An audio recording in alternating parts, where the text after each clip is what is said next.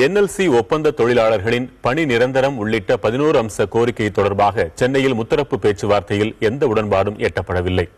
சென்னை சாஸ்திரி பவனில் மத்திய தொழிலாளர் நலத்துறையின் உதவி ஆணையர் அண்ணாதுரை முன்னிலையில் நடைபெற்ற பேச்சுவார்த்தையில் ஜீவா ஒப்பந்த தொழிலாளர்கள் மற்றும் NLC நிர்வாகம் தரப்பில் மனிதவள மேம்பாட்டுத்துறை கூடுதல் பொது மேலாளர் திருக்குமார் ஆகியோர் கலந்து கொண்டனர்.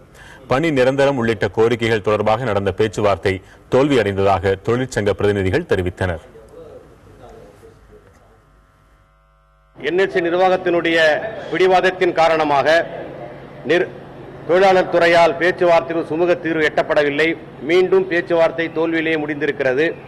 மீண்டும் அடுத்த பேச்சுவார்த்தை மறு தேதி குறிப்பிடாமல் மத்திய தொழிலாளர் துறை ஆணையாளரை கலந்து ஆலோசித்து அவர்கள் முன்னிலையிலே பேச்சுவார்த்தை நடத்தலாம் என உதவி ஆணையர் தெரிவித்திருக்கிறார்.